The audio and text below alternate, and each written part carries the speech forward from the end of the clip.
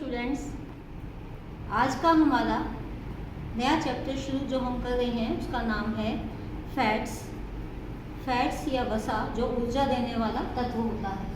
Fats and lipids energy giving nutrients, वो पोषक तत्व जो हमें ऊर्जा देते हैं। अब फैट्स और लिपिड्स क्या होते हैं? सबसे पहला है फैट्स। फैट्स जो है वो प्रकृति में पाए जाने वाले भोज्य पदार्थ होते हैं जो वसामय होते हैं। वसामय जैसे घी, मक्खन, तेल, ये भोजन को स्वादिष्ट बनाते हैं और ऊर्जा देने का काम करते हैं। उसके बाद है लिपिड्स। लिपिड्स वो सभी कार्बनिक पदार्थ होते हैं जो कि कार्बनिक यौगिक हैं, ये भी वसा में होते हैं और वसा से मिलते जुलते होते हैं।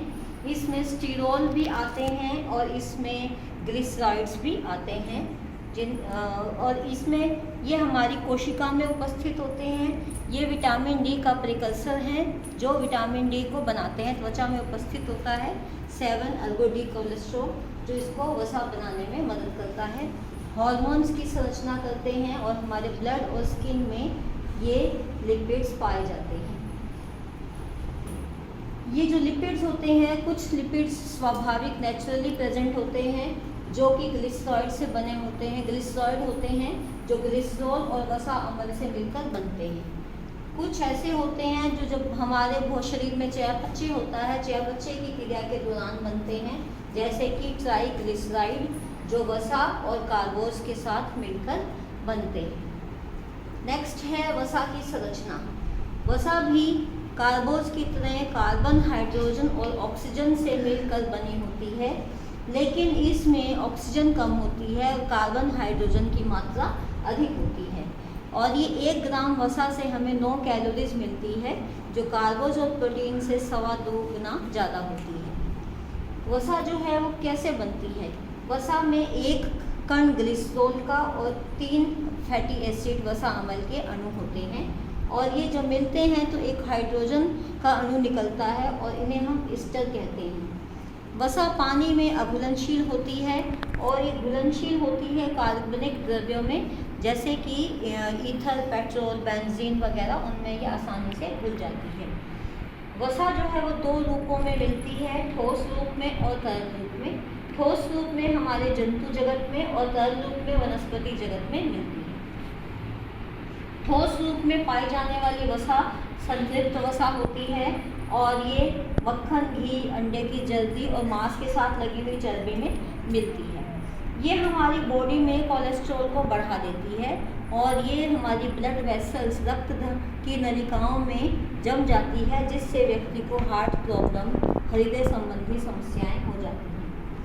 जो लिक्विड रूप में वसा होती है वो असंतृप्त होती है, जो वनस्पतिक जगत से मिलने वाली वसा है, जैसे नारियल का तेल है, सूरजमुखी का तेल, बिनोले का तेल, तिल का तेल, ये सभी असंतृप्त वसा होती है। नेक्स्ट आता है कि ग्लिसरॉल क्या है और फैटी एसिड क्या है।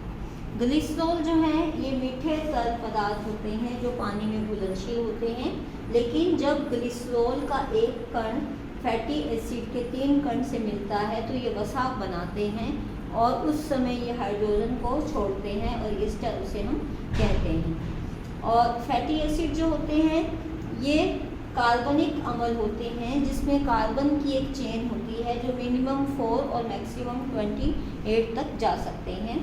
और ये इस तरह से होता है, जैसे पहला जो कार्बन का अणु है वो हाइड्रोजन के साथ जुड़ा, ऊपर नीचे हाइड्रोजन, और जो अंतिम होता है वो कार्बोक्सिल ग्रुप के साथ जुड़ा हुआ होता है, COOH, ठीक है। और यहाँ पे CH3, शुरू में CH3, तो ये मिथाइल ग्रुप होता है। एक तरफ मिथाइल ग्रुप, दूसरी तरफ कार्बोक्सिल ग्रुप होता है वसा में। उसके बाद नेक्स्ट है टाइप्स ऑफ फैटी एसिड्स। वसा अम्ल के प्रकार। वसा अम्ल 4 प्रकार की होती है। सैचुरेटेड, जिसे हम संतृप्त कहते हैं, अनसैचुरेटेड जिसे असंतृप्त कहते हैं, इसेंशियल आवश्यक, नॉन इसेंशियल अनावश्यक। सबसे पहले है सैचुरेटेड फैटी एसिड।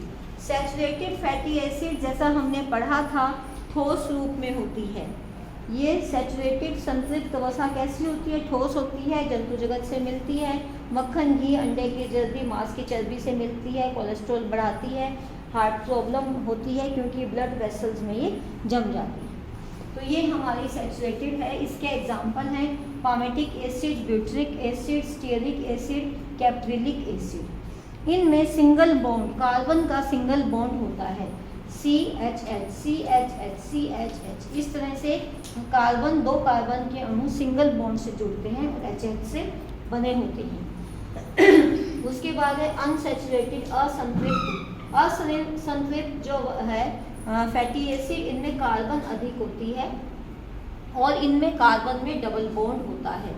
ठीक है, जब केवल एक ही डबल बॉन्ड होता है तो कईयों में एक ही डबल बॉन्ड होता है और कईयों में ज़्यादा डबल बॉन्ड भी हो सकते हैं।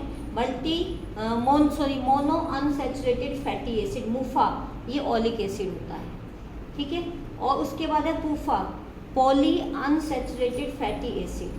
पॉली अनसैचुरेटेड फैटी एसिड में अगर दो डबल बॉन्ड है तो उसे लिनोलिक एसिड कहते हैं, अगर 3 डबल बॉन्ड है तो उसे लिनोलिनिक एसिड कहते हैं, 4 डबल बॉन्ड है तो उसे एराकिडोनिक एसिड कहते हैं। अब ये डबल बॉन्ड क्या होते हैं वो इससे पता चलेगा आपको। जैसे इसमें तो CHH CHH चल रहा था, यहाँ पे CHH CHH CH और ये दोनों C के बीच में ये डबल बॉन्ड और ये C फिर इधर एक H। इनमें हाइड्रोजन की संख्या कम हो गई और क्या हो गया, 2 कार्बन के बीच में ये डबल बॉन्ड है। अगर सिर्फ यही वाला एक डबल बॉन्ड हो तो सिंगल बॉन्ड वाली जो होगी उसको हम क्या, कौन सा वाला होगा वो, सिंगल ओनली 1 डबल बॉन्ड होगा तो होगी मुफा। मुफा का एग्जांपल क्या है, ओलिक एसिड। और अगर इस तरह के डबल बॉन्ड 2 बार हैं तो वो होगा लिनोलिक एसिड, 3 बार है लिनिक एसिड और 4 बार है तो एराकिडोनिक एसिड। उसके बाद है इसेंशियल फैटी एसिड, अनिवार्य वसा अम्ल। अनिवार्य वसा अम्ल वो होते हैं जो शरीर में संश्लेषित नहीं होते, शरीर उनका निर्माण नहीं कर सकता तो उन्हें हमें भोजन से लेना अनिवार्य होता है। ये बॉडी की वृद्धि करते हैं और हमारे स्किन को हेल्दी रखते हैं। ये 3 हैं, फर्स्ट है लिनोलिक, सेकंड है लिनोलिनिक, थर्ड है एराकिडोनिक। मेन यही सबसे ज़्यादा इम्पोर्टेंट होता है, ये हमारी ब्लड कैपिलरीज को अर्ध पारगम्य बनाता है, सेमी परमिएबल, जिसकी वजह से गर्मियों के दिनों में वाटर बैलेंस, जल संतुलन बना रहता है, स्किन हमारी हेल्दी रहती है। अगर ये लिनोलिक एसिड हमने डाइट में ज़्यादा ले लिया तो ये एक्स्ट्रा जो भी होगा वो लिनोलिनिक एसिड में बदल जाएगा।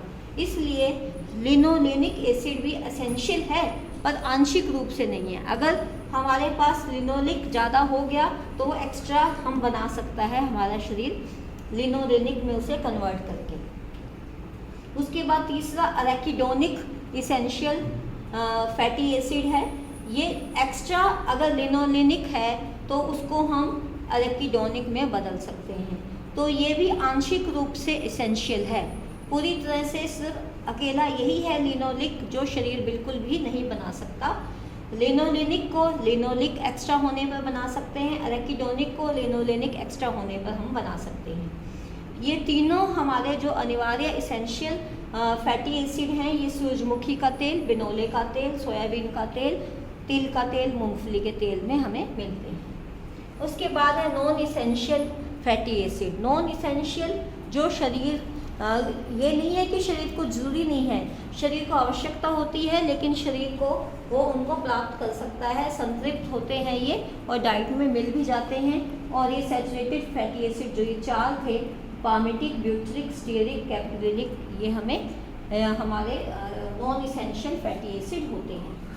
उसके बाद नेक्स्ट है हाइड्रोजिनेशन। हाइड्रोजिनेशन वो प्रक्रिया होती है जिस प्रक्रिया के द्वारा, एक रासायनिक प्रक्रिया है जिसमें हम कंट्रोल करते हैं टेम्परेचर को, कंट्रोल टेम्परेचर और प्रेशर, दबाव, और उसमें एक विशेष कैटलिस्ट ऐड किया जाता है जिसकी वजह से असंतृप्त वसा अम्ल जो कि तेल के रूप में होते हैं उनमें हाइड्रोजन को मिलाकर उनको संतृप्त वसा अम्ल, जिन्हें हम घी वगैरह, मक्खन वगैरह में कन्वर्ट कर सकते हैं। ठीक है, इसके उसके बाद बाकी का नेक्स्ट वीडियो में पढ़ेंगे। Thank you.